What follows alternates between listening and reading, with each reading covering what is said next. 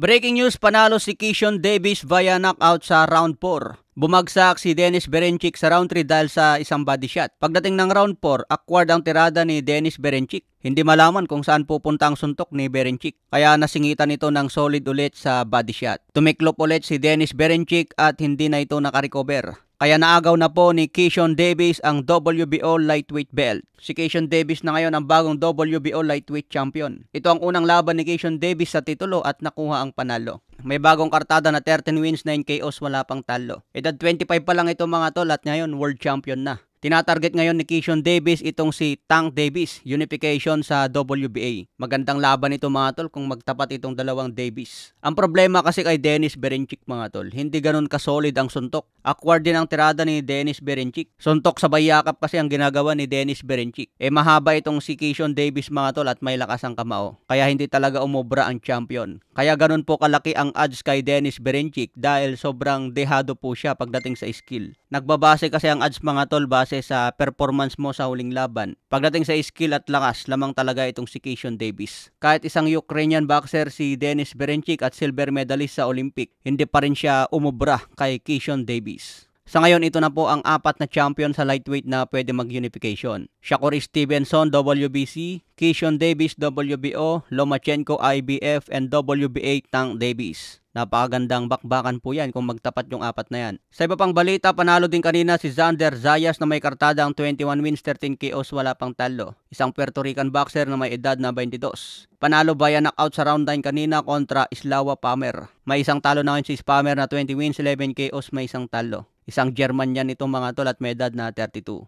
Maganda rin ang pinakita ni Xander Zayas mga tol, kalkulado ang bawat tirada. Hindi siya yung tipong nagmamadaling boksingero. Talagang inuunti-unti niya ang kalaban niya hanggang matodas. Lamang na lamang si Xander Zayas kanina sa puntos hanggang pinataob na niya sa round 9 itong si Palmer.